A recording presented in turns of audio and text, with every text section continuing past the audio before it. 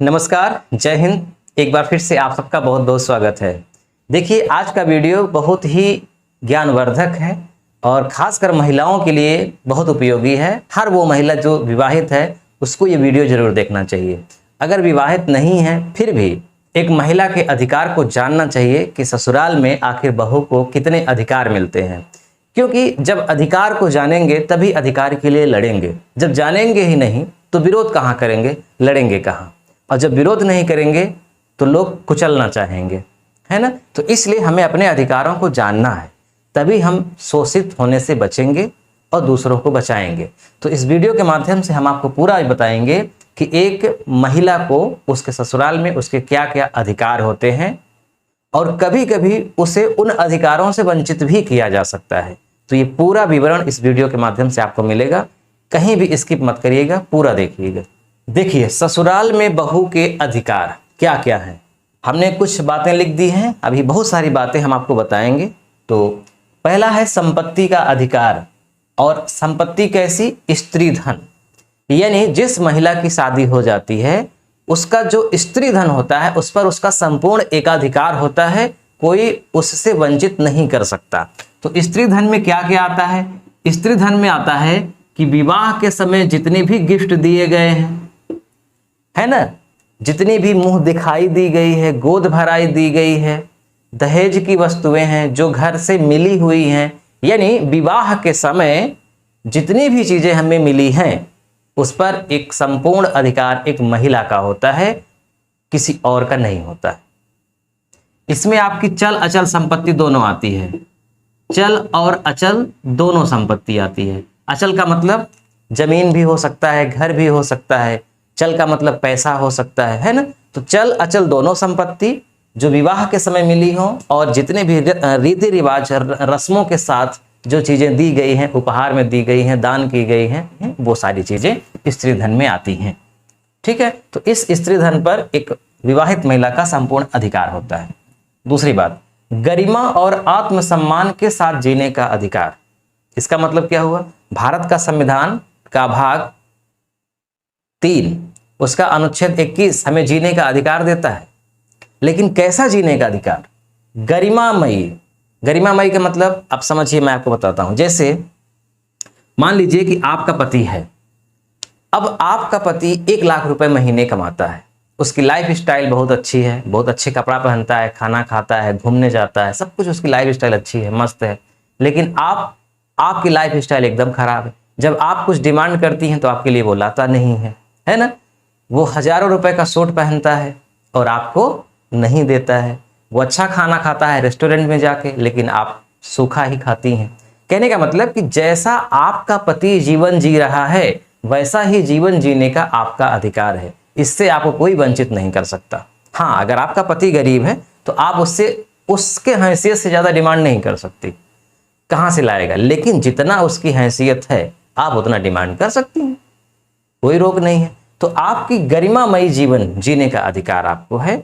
आपको वो गुलाम बना के, दासी बना के नहीं रख सकता। आपको रानी बना के ही वो रखना पड़ेगा उसको, अगर आप अपने अधिकारों को जान जाएंगी तो। नेक्स्ट बात, ससुराल के घर पर अधिकार। देखिए, हिंदू दत्तक एवं भरण पोषण कानून 1956 में एक बनाया गया था कानून। तो इसमें स्पष्ट लिखा गया है कि मैट्रिमोनियल होम क्या होता है। मैट्रिमोनियल होम में पत्नी को रहने का अधिकार है। इसमें क्या क्या आता है? जैसे मान लीजिए कि वो घर आपके पति का हो सकता है, जो आपके पति के संपूर्ण नियंत्रण में है, यानी आपके पति ने बनवाया है या खरीदा है, पूरी देख रेख आपके पति की है, तो आप उसमें रह सकती हैं, कोई दिक्कत नहीं है। इसके साथ अगर साझे का घर है, साझे का घर का मतलब आपके पति का, आपके देवर का, आपके जेठ का या और किसी का भी उसमें नाम है, लेकिन आपके पति का भी नाम है, तब भी आपको उसमें रहने का अधिकार है, आपको कोई रोक नहीं सकता है। इसके अलावा अगर आपका घर किराए पे ही क्यों न हो, जिसमें आपका पति रहता है, आपको पति के साथ रहने का अधिकार है, चाहे वो किराए का ही घर हो। किसी ने दान किया है, जैसे कि रिश्तेदारों का भी हो सकता है। तो कुल मिला के किसी भी प्रकार का घर जिसमें आपका पति रहता है, आपको उसमें रहने का अधिकार है। तो ये बात इस कानून में लिखी गई है। अब देखो, इसी को आगे बढ़ाते हुए सुप्रीम कोर्ट ने समय समय पर निर्णय दिया। सुप्रीम कोर्ट भारत का सबसे बड़ा न्यायालय होता है और जो भी निर्णय करता है वो एक कानून के रूप में होता है, सबको मानना पड़ता है। तो चाहे संसद कानून बनाए और चाहे न बनाए, लेकिन सुप्रीम कोर्ट ने अगर कोई भी निर्णय दे दिया तो वो एक कानून की तरह कार्य करता है। तो सुप्रीम कोर्ट ने समय समय पर निर्णय दिया इस पर। एक निर्णय आया दिसंबर 2006 में, तरुणा बन्ना का केस था। इसमें 2 जजों की पीठ बैठी थी।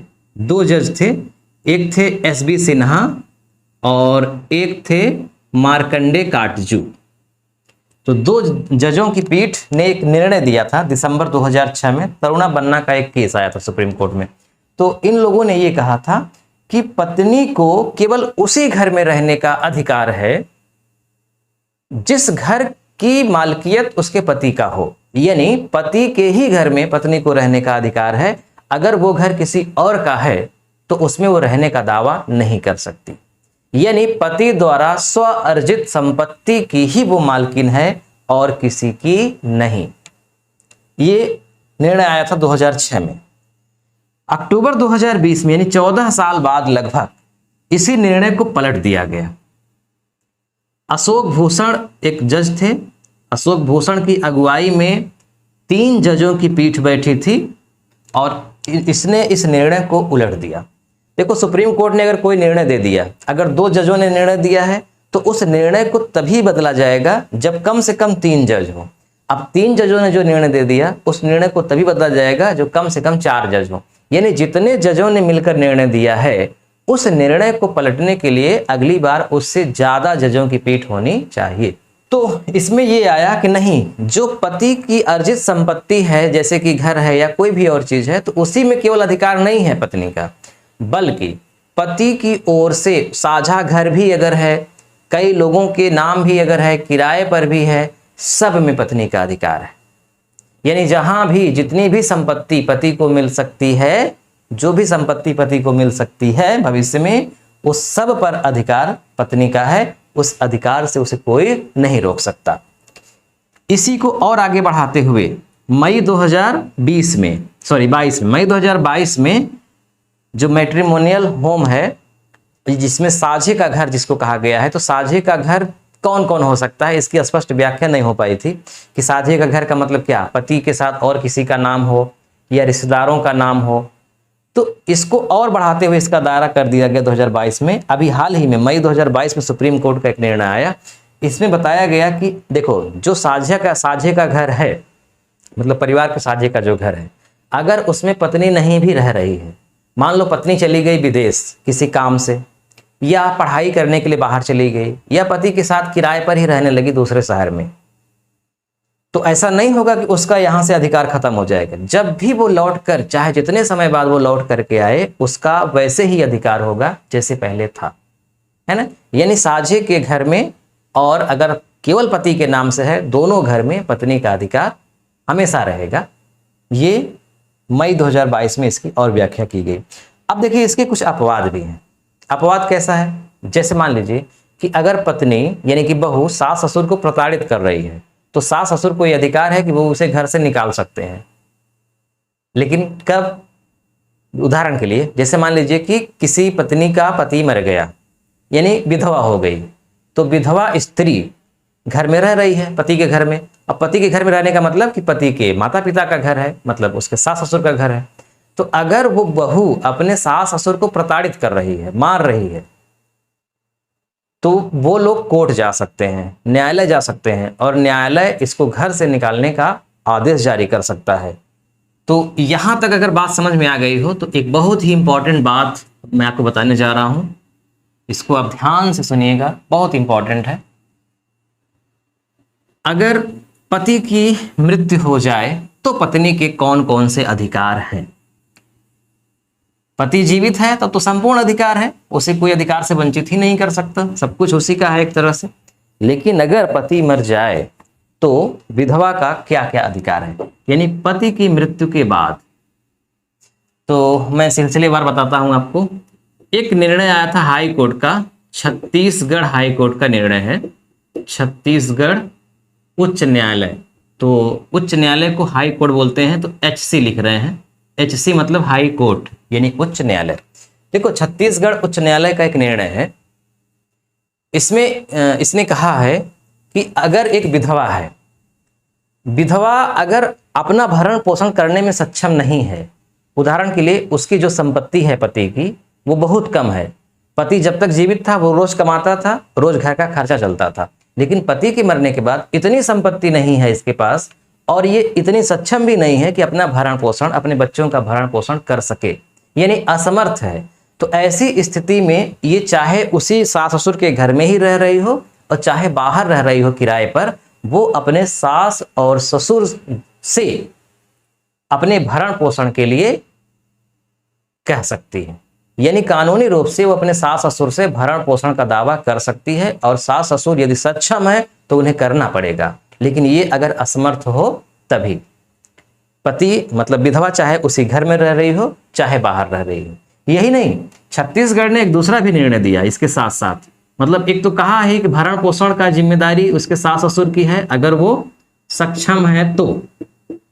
इसके अलावा दूसरी बात ये भी बताया कि अगर वो विधवा दूसरी शादी कर लेती है, यानी कि दूसरा विवाह, मोस्ट इंपॉर्टेंट बात है, समझिएगा ध्यान से, अगर वो विधवा दूसरा विवाह भी कर लेती है तब भी उसे जो पहले पति की संपत्ति थी उससे उसे वंचित नहीं किया जाएगा। जैसे मान लीजिए ये पहला पति है, इसकी संपत्ति है ए, फिर ये खत्म, मतलब इसकी मृत्यु हो गई तो औरत विधवा हो गई, इसने फिर दूसरी शादी कर लिया तो इसकी संपत्ति है बी। तो कहने का मतलब कि ये जो पत्नी है, ये पत्नी है, इसका इस संपत्ति पर भी अधिकार है और जो दूसरी शादी हुई है जहां, वहां भी उसका अधिकार है। इस संपत्ति का अधिकार कोई इससे छीन नहीं सकता। ये छत्तीसगढ़ हाईकोर्ट का एक निर्णय है। इसी निर्णय को आगे बढ़ाते हुए कर्नाटक हाईकोर्ट ने भी पुष्टि की थी, यानी कर्नाटक हाईकोर्ट का भी यही निर्णय था कि अगर एक विधवा दूसरी शादी कर लेती है तो उसकी पहले पति से मिली संपत्ति उससे नहीं छीनी जाएगी, यानी उस संपत्ति पे भी उसका अधिकार रहेगा। इसी बात को और आगे बढ़ाते हुए गुजरात हाईकोर्ट ने और बड़ी बात कह दी, गुजरात उच्च न्यायालय ने और बड़ी बात कह दी, इन दोनों बातों को और बढ़ा दिया। गुजरात हाईकोर्ट ने कहा कि अगर विधवा दूसरी शादी कर लेती है तो पहले पत्नी से अर्जित संपत्ति, पहले पत्नी से मिली संपत्ति तो उसकी रहेगी ही रहेगी।